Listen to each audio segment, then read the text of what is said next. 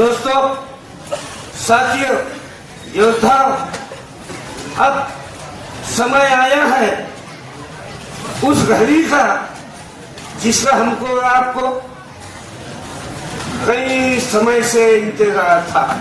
वो शख्सियत हमारे कायद जिनको मैंने 2 फरवरी 2020 में मुंबई में हज हाउस में जिन शब्दों के साथ बुलाया था, आज भी हम हमारे कायद को उन्हीं शब्दों के साथ बुलाते हैं। उलझी हुई बुद्धि को सुलझने नहीं देते, बात कोई माकूल समझने नहीं देते। क्या खूब रहनुमा है हमारे आजकल के, क्या खूब रहनुमा है हमारे आजकल के। शोरों को हवा देते हैं, बूझने नहीं देते। श्री इंजीनियर सादातुल्लाह हुसैनी साहब, राष्ट्रीय अध्यक्ष जमात इस्लामी हिंद।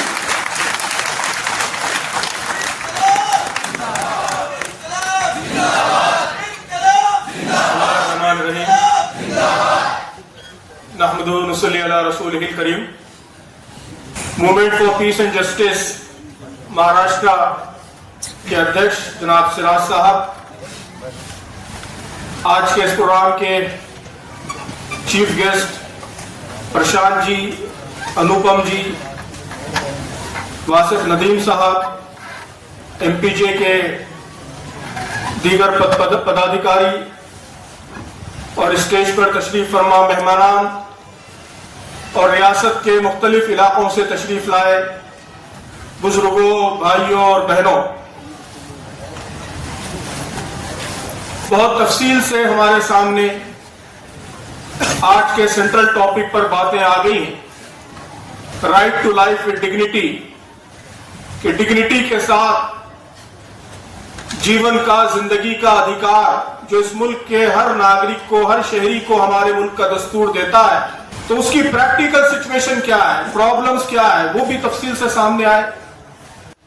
स्टैटिस्टिक्स भी आए, स्टोरीज भी आई, लोगों के क्या हालात हैं उसकी तफसील भी आई, हुकूमत की पॉलिसियां जिनकी वजह से सिचुएशन बनी उस पर भी डिस्कशन हुआ।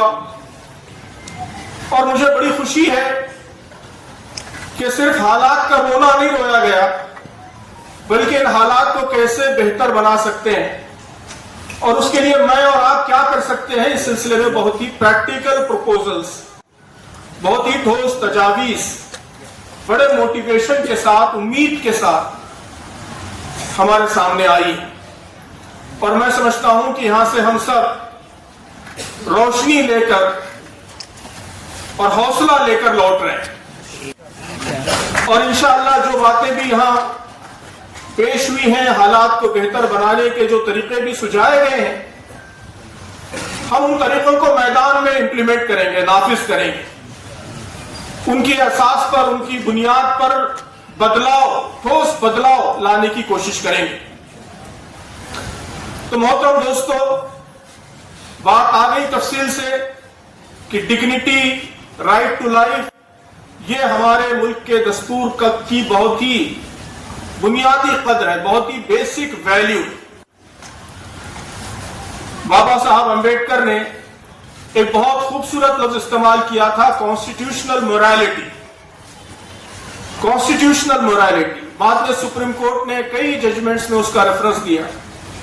मतलब यह है कि हमारा कॉन्स्टिट्यूशन सिर्फ एक लीगल डॉक्यूमेंट नहीं है, वो सिर्फ एक टेक्निकल पेपर नहीं है, बल्कि वो इस मुल्क का विजन है, वो इस मुल्क की रूह है, वो वैल्यूज बताता है, मोरालिटी का एक तस्वुर देता है और चाहता है कि मुल्क के तमाम लोग, यहां की हुकूमतें, अवाम, यहां के सारे इंस्टीट्यूशंस, इदारे, यहां की सारी फंक्शनिंग उस मोरालिटी के मुताबिक। ये मोरालिटी क्या है? मैं समझता हूं कि उसका बहुत ही खूबसूरत तारुफ हमारे संविधान के प्रियम्बल में किया गया है, दीपाचे में किया गया है। जस्टिस, न्याय, political, social, economic, liberty of thought, faith, belief, worship, equality of status, opportunity, اور اسی کے ساتھ کہا گیا ہے fraternity, بھائی چارہ کیا ہے یہ ڈیفائن کیا گیا کہ انڈیویجول لیول پر ڈگنیٹی اور ملک کے لیول پر یونٹی, اتحاد, اسی سے بھائی چارہ ہے. تو بھائی چارے کی بھی لازمی شرط وہ ڈگنیٹی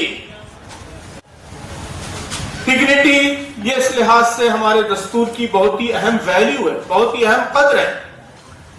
دستور کے پارٹ 3 میں رائٹس بتائے گئے ہیں جن پر ہمارے بہت سے وقتاؤں نے تفصیل سے روشنی ڈالی ہے. پارٹ 4 میں جو اسٹیٹ کے لیے ڈائریکٹو پرنسپلز دیے گئے ہیں, عام طور پر ایک آدھ ڈائریکٹو پرنسپل کا ہی بار بار حوالہ آتا ہے, لیکن یہ نہیں بتایا جاتا ہم کو کہ ان ڈائریکٹو پرنسپلز میں یہ بات کہی گئی ہے کہ اسٹیٹ وہ انیکوالٹی ختم کرنے کی کوشش کرے گا. کانسنٹریشن آف ویلتھ, دولت چند ہاتھوں میں جمع ہو جائے, یہ لوگوں کی ڈگنیٹی کے خلاف, اس کو ختم کرنے کی کوشش کرے گا. لوگوں کا ہیلتھ کے پروٹیکشن کی کوشش کرے گا, انوائرمنٹ کے پروٹیکشن کی کوشش کرے گا. سیپریشن آف پاورز, کہ مختلف انسٹیٹیوشنز میں پاورز کا کانسنٹریشن نہ ہو, سیپریشن ہو, اس کی کوشش کرے گا. یہ ساری باتیں اسٹیٹ کے ڈائریکٹو پرنسپلز ہیں. یہ بھی کانسٹیٹیوشنل مورالیٹی کا ایک اہم حصہ ہے, ایک اہم پارٹ ہے. ایک عام سٹیزن کی کیا رسپانسبلٹیز ہیں, ڈیوٹیز ہیں, اس کو بھی ہمارے ملک کے دستور میں بہت تفصیل سے بتایا گیا ہے. تو محترم دوستو, اگر یہ ساری باتیں ہمارے سامنے رکھیں گے تو آپ کو معلوم ہوگا کہ یہاں جتنے پرابلمز بتائے گئے ہیں یہ سارے پرابلمز ہیومن ڈگنیٹی پر حملہ ہے, ہیومن ڈگنیٹی پر اٹیک ہے. موب لنچنگ یہ ہیومن ڈگنیٹی پر اٹیک ہے. پولیس اسٹیشن میں بلا کر کسی کا ایکسپلائٹیشن, استحصال, یہ ہیومن ڈگنیٹی پر اٹیک ہے. عبادت گاہوں پر حملہ یہ ہیومن ڈگنیٹی پر اٹیک ہے, ہیومن ڈگنیٹی پر حملہ ہے. بھوکمری, کہ اتنی بڑی تعداد میں لوگوں کا بھوکا رہنا, مال نیوٹریشن, کہ چھوٹے چھوٹے بچوں کا کھانے کی کمی کی وجہ سے بیمار ہو جانا, کھانے کی کمی کی وجہ سے ایڑیاں رگڑ رگڑ کر مرنا. کہ ہمارا ملک دنیا کے ان ملکوں میں شامل ہے جو بھوکمری کے انڈیکس میں سر فہرست مانے جاتے ہیں. افریقن کنٹریز جو جنگ زدہ ممالک ہیں, جہاں کئی برسوں سے جینوسائیڈ چل رہا ہے, انٹرنل وار چل رہے ہیں, کنفلکٹ چل رہے ہیں, تو ایسے ملکوں کے ساتھ ہمارا ملک شامل ہوتا ہے بھوکمری کے معاملے میں. یہ ہیومن ڈگنیٹی کے خلاف. ایک مزدور کو اس کا جائز حق نہیں ملنا, اس کی کمائی کا پیسہ نہیں ملنا, ایک گیگ ورکر کو اس کا پیسہ نہیں ملنا, یہ ہیومن ڈگنیٹی کے خلاف. تو یہاں جتنے مسائل آئے ہیں, ایسا نہیں ہے کہ وہ صرف چند پرابلمز سے سوسائٹی میں اس کا ہم ذکر کر رہے ہیں. یہ اس کا تعلق ہمارے ملک کے دستور سے ہے, دستور کی بنیادی روح سے ہے. جب تک یہ مسائل حل نہیں ہوں گے اس وقت تک کانسٹیٹیوشنل مورالیٹی کا یہ جو تصور دیا گیا ہے وہ تصور پورا نہیں ہوگا. ہمارے دستور کی بنیادیں کھوکھلی رہیں گی. تو یہ ہم سب کی ذمہ داری ہے کہ ان مسائل کو حل کرنے کے لیے پوری قوت کے ساتھ آگے بڑھیں. ایسا نہیں ہے کہ ان مسائل کو حل کرنے کی ہمارے پاس طاقت نہیں ہے. آج ہمارا ملک ڈیولپمنٹ کے جس مقام پر پہنچا ہے, ہم بہت آسانی سے یہ سارے مسائل حل کر سکتے ہیں. ملک کی عوام کو یہ بات معلوم ہونی چاہیے, معلوم نہیں ہے, ہم کو بتانی چاہیے کہ آج ہمارا ملک دنیا کے دولت مند ملکوں میں شامل ہونے لگا ہے. دنیا کی چوتھی بڑی اکنومی. آپ نے سنا ہوگا حال ہی میں کہ ہم نے حال ہی میں جاپان کو کراس کر لیا ہے. جاپان کو کراس کر کے دنیا کی چوتھی سب سے بڑی اکنومی ہم بن چکے ہیں. اور کہا جا رہا ہے کہ اگلے سال 2027 میں ہم جرمنی کو بھی کراس کر لیں گے, دنیا کی تیسری بڑی اکنومی بن جائے گی. $4.7 ٹریلین کی اکنومی کوئی معمولی اکنومی نہیں ہے. بلینئرز کی جو تعداد ہے, ارب پتیوں کی تعداد, اس کے اعتبار سے ہم دنیا میں تیسرے نمبر پر ہیں. امریکہ اور چائنا کے بعد سب سے زیادہ بلینئرز ہمارے ملک میں پائے جاتے ہیں. یورپ کے سارے ملکوں سے زیادہ, جاپان سے زیادہ. ہم سمجھتے ہیں کہ بڑے بڑے ممالک ہیں, دولت مند ہیں اور ترقی یافتہ ہیں, ان سے زیادہ بلینئرز, ان سے زیادہ ارب پتی ان سے زیادہ دولت مند لوگ بھارت کے اندر موجود ہیں. تو دولت کی کمی نہیں ہے، یہ سارا کا سارا مسئلہ پالیسیز کا مسئلہ ہے، چوری کا مسئلہ ہے، کرپشن کا مسئلہ ہے، بھرشٹاچار کا مسئلہ ہے.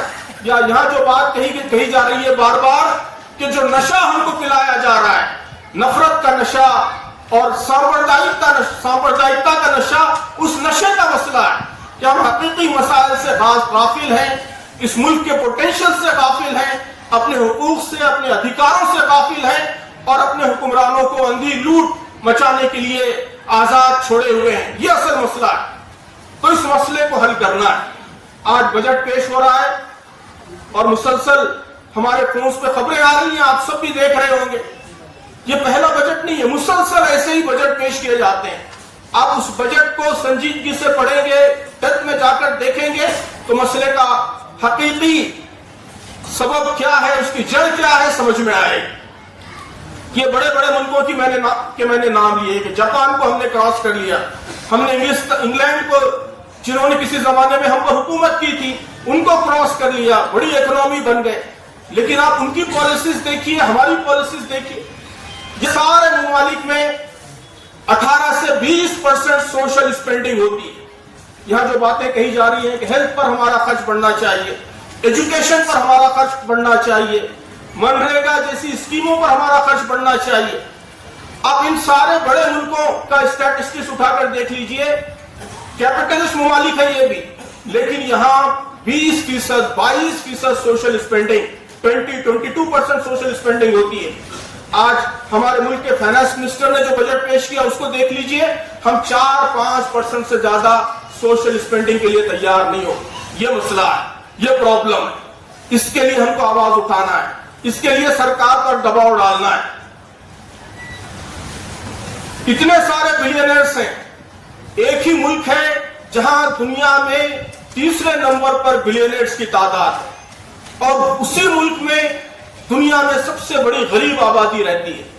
جو دنیا میں غریب ترین آبادی ہے، پورسٹ پاپولیشن، اس کا 1/3 حصہ بھارت میں رہتا ہے. اب بتائیے ایسے ملک میں امیروں پر کیا کرنا چاہیے؟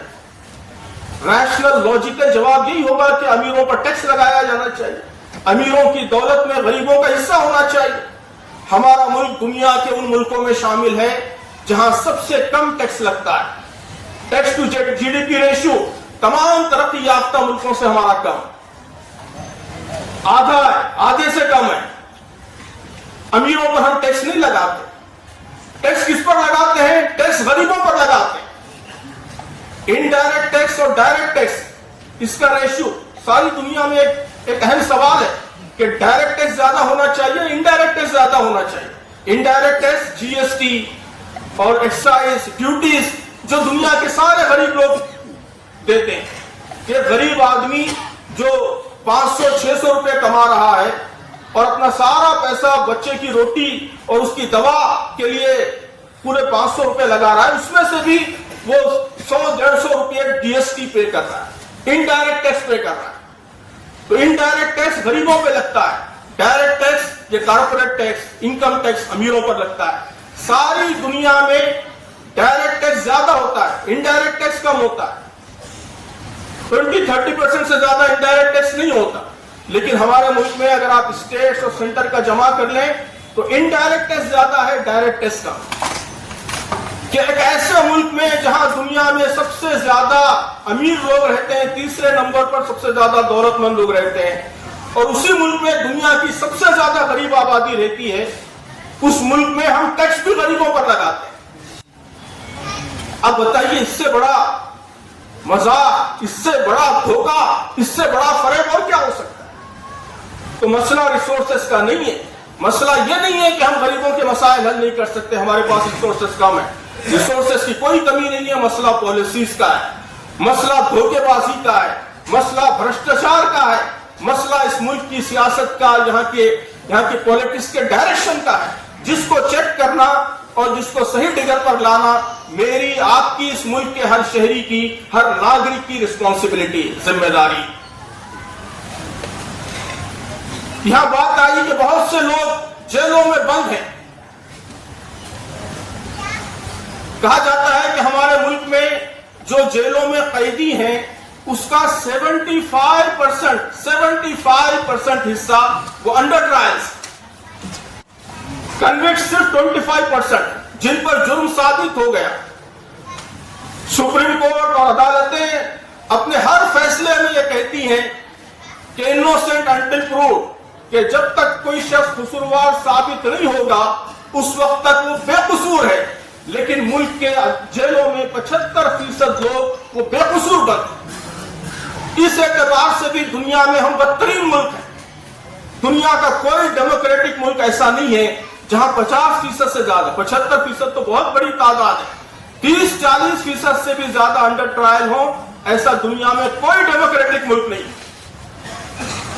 انڈر ٹرائلز زیادہ وہ ڈکٹیٹرز کے ریجمز میں ہوتے ہیں، جہاں پر ملٹری ڈکٹیٹرز حکومت کرتے ہیں، وہ اپنی حکومت کو بچانے کے لیے سارے اپوزیشن کو جیلوں میں بند کر دیتا ہے، تو وہاں انڈر ٹرائل زیادہ ہوتے ہیں۔ ڈیموکریٹک ملکوں میں 10%، 20% سے زیادہ انڈر ٹرائلز نہیں ہوتے، لیکن ہمارے ملک میں 75% لوگ، یہ 75% کون ہیں؟ یہ آدیواسی ہیں، دلت ہیں، مسلمان ہیں، کسان ہیں، دیہاتوں کے لوگ ہیں، غریب لوگ ہیں۔ تو اتنی بڑی تعداد میں بے قصور لوگوں کو جیلوں میں بند کر دینا، کانسٹیٹیوشن کا اس سے بڑھ کر وائلیشن، اس سے بڑھ کر ڈگنیٹی کا مذاق اور کچھ نہیں ہو سکتا۔ تو دوستو، یہ ساری باتیں ہمارے سامنے بہت تفصیل سے آئیں، بہت خوبصورت پرستاؤ بھی ہم نے پاس کیا۔ اب اصل سوال یہ ہے کہ مجھے آپ کو کیا کرنا ہے، کیسے اس موومنٹ کو، اس آندولن کو آگے بڑھانا ہے۔ میں شکر گزار ہوں ہمارے وکتاؤں کا کہ اس حوالے سے بھی بہت ہی اچھے مشورے، بہت ہی قیمتی تجاویز ہمارے سامنے آئی ہیں۔ میں ان تجاویز کو سمرائز کرتے ہوئے ایک پروگرام دینا چاہوں گا، اسی پر اپنی بات ختم کروں گا۔ حال ہی میں تمل ناڈو میں کوئمبٹور میں بھی اسی طرح کا ایک اجلاس ہوا تھا، وہاں بھی میں نے یہ پروگرام سجیسٹ کیا تھا، civic program, civic CIVIC، civic مطلب یہ کہ یہ ہم سب شہریوں کی موومنٹ ہے۔ ہم کو حکومتوں سے صرف توقع نہیں کرنی، کانسٹیٹیوشن نے مجھے آپ کو بھی رسپانسبل قرار دیا ہے۔ ڈیوٹی اس کا یہ مطلب ہے جو 4A میں بتایا گیا ہے کہ اس ملک کا ہر شہری کانسٹیٹیوشنل مورالیٹی کو پروٹیکٹ کرنے کے لیے ذمہ دار۔ تو مجھے آپ کو اس ذمہ داری کو ادا کرنے کے لیے آگے بڑھنا ہے، ایک سول موومنٹ اس ملک میں برپا ہو، اس کی کوشش کرنی ہے۔ اسی لیے اس کا نام دیا گیا سیوک، CIVIC۔ کیا ہے سیوک؟ سب سے پہلی چیز کانشیسنیس، کہ اس ملک میں شعور بیدار کرنے کی ہم سب کو کوشش کرنی ہے۔ بہت اچھی بات آئی یہاں پر کہ ہمیں صرف، اگر یہاں مسلمان جمع ہے، صرف مسلمانوں میں بات نہیں کرنی، دلت جمع ہے، صرف دلتوں میں بات نہیں کرنی ہے، اس ملک کے ہر شہری سے بات کرنا ہے، ہر طبقے سے بات کرنا ہے۔ یہ جو کچھ ہو رہا ہے اس کا نقصان اس ملک کے ہر شہری کو پہنچ رہا ہے۔ ڈائریکٹ نقصان ہو سکتا ہے کہ آج سماج کے کچھ طبقات کو پہنچتا ہوا نظر آ رہا ہے، ڈائریکٹ نقصان، کہ پولیس ظالم ہو رہی ہے، آج وہ مسلمانوں پر ظلم کر رہی ہے، آج دلتوں پر ظلم کر رہی ہے۔ لیکن جنگل میں اگر شیر آدم خور ہو جائے تو وہ صرف شکاری کو نہیں کھاتا، وہ گاؤں پر بھی حملہ کرتا ہے، گاؤں کا ہر واسی پھر اس کا شکار بنتا ہے۔ کہ اگر آپ پولیس کو ظالم بنا دیں، خونخوار بنا دیں، اس ملک کے ہر شہری کو اس کا نقصان بھگتنا پڑے گا۔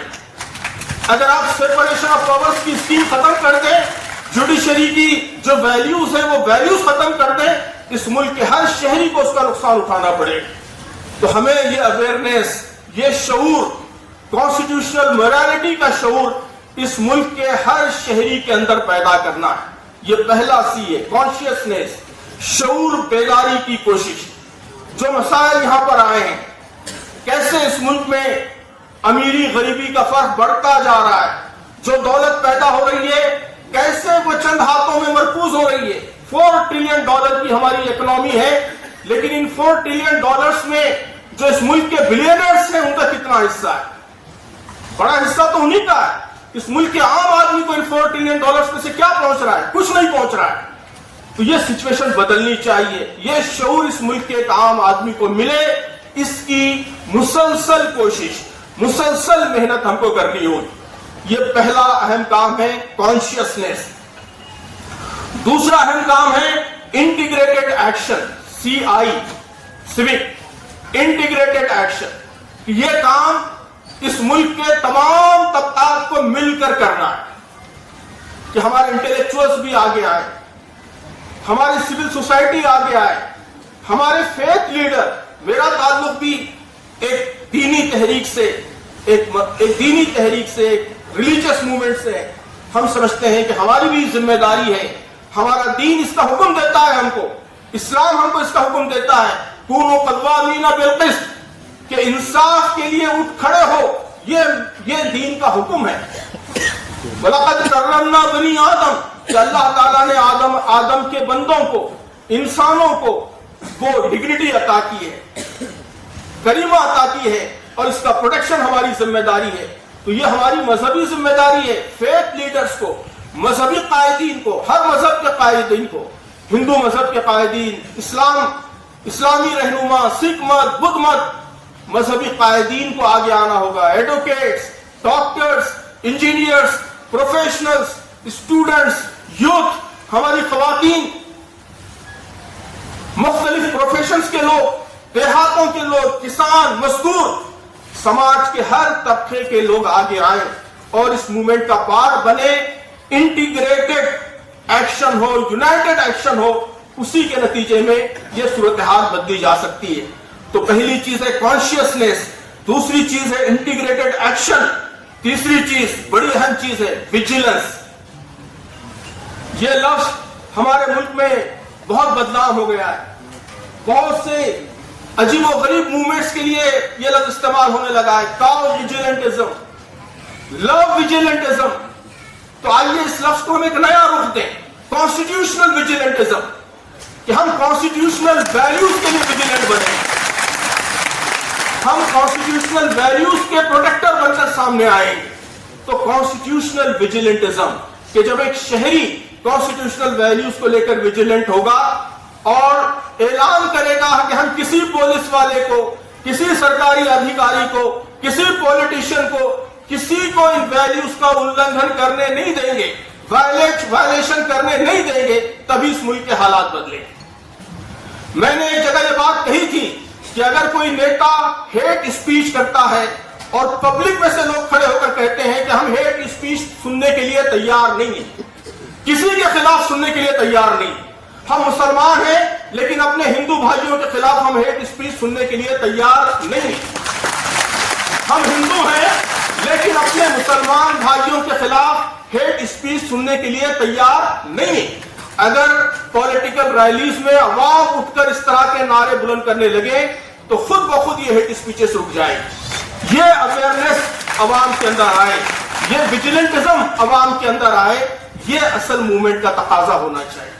تو کانشیسنیس, انٹیگریٹڈ ایکشن, ویجیلنٹزم, کانسٹیٹیوشنل ویجیلنٹزم, اور اس کے بعد آئی ہے انسٹیٹیوشنل ریفارم, کہ ان سب کے ذریعے ہمیں یہاں کے انسٹیٹیوشنز کے اندر ریفارم لانا ہے. ابھی الٹا ہو رہا ہے کہ انسٹیٹیوشنز بالکل غلط سمت میں ڈاؤن فال کی طرف جا رہے ہیں. ہمیں ان کے اندر صحیح معنوں میں ریفارم لانے کے لیے موومنٹ بلڈ کرنا ہے. پولیس ریفارمز ہو, کہ آج بھی ہماری پولیس وہی برٹش دور کی کولونیل پولیس کے روپ میں کام کرتی ہے, اسی کی اس کو ٹریننگ دی جاتی ہے, اسی انداز سے اس کی پوری آرگنائزیشن بلڈ ہوئی ہے. پولیس ریفارمز ہو, بار بار سپریم کورٹ اس کی طرف متوجہ کر چکی ہے, لیکن کوئی اسٹیٹ گورنمنٹ, کوئی سینٹرل گورنمنٹ اس کے لیے تیار نہیں ہے. پبلک پریشر اس کے لیے ہو. جوڈیشل ریفارمز, کہ ہماری جوڈیشری زیادہ فنکشنل ہو, ایفیشنٹ ہو, زیادہ ایماندار ہو, غیر جانبدار ہو, ہر طرح کے پریشر سے آزاد ہو. یہ کام کیسے ہو سکتا ہے؟ بہت ساری رپورٹیں موجود ہیں, بہت سارے سجھاؤ موجود ہیں. ضرورت اس بات کی ہے کہ اس حوالے سے پبلک میں اویئرنیس آئے, پبلک کا پریشر بنے, تاکہ پولیٹیشنز ان سب ریفارمز کے لیے آگے بڑھیں. تو انسٹیٹیوشنل ریفارم.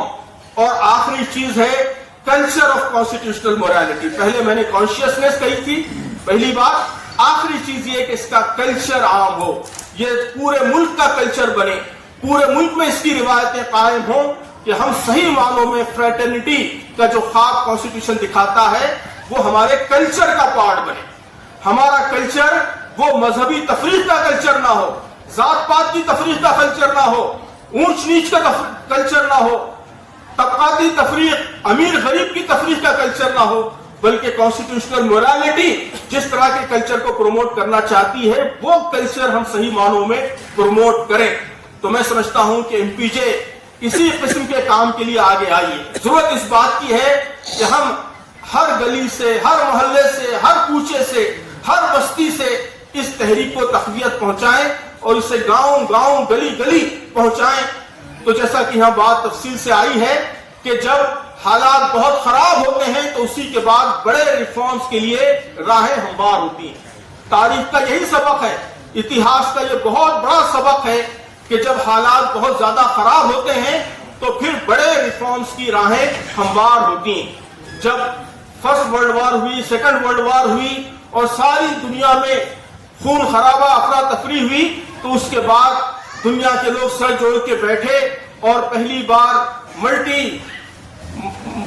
मल्टीनेशनल इदारे वजूद में आए, इंटरनेशनल लॉ का एक पूरा रेजिम वजूद में आया, यूनाइटेड नेशंस बना, उसके बहुत से इदारे बने और ऐसे रेगुलेटरी सिस्टम्स बने जिसके नतीजे में दुनिया में अमन के क़याम की राहें हमवार हुई। तो ये फितरत का उसूल है। तो ये जो कुछ हो रहा है इससे हमको घबराना नहीं चाहिए, बल्कि हमको ये समझना चाहिए कि ये अपॉर्चुनिटी है भारत में एक नए आंदोलन, एक नई मूवमेंट को खड़ा करने की अपॉर्चुनिटी, एक नई राह हमवार करने की अपॉर्चुनिटी, एक बेहतर भारत, ब्राइटर इंडिया बनाने की अपॉर्चुनिटी है। कॉन्स्टिट्यूशनल मोरालिटी का जो विजन हमारे दस्तूर के बनाने वालों ने दिया था उसको सही मानों में अमल का रूप देने का ये मौका है, अपॉर्चुनिटी। तो हम इसे अपॉर्चुनिटी, जी बहुत अहम बात आपने फरमाई। तो इसको हम एक अपॉर्चुनिटी समझकर आगे बढ़े और इस मूवमेंट को तक़वियत पहुंचाएं। तो इंशाअल्लाह ये हालात, ये रात की अगर तारीकी है तो इस बात की इंशाअल्लाह इतला साबित होगी कि सूरज बहुत जल्द निकलने वाला है इंशाअल्लाह।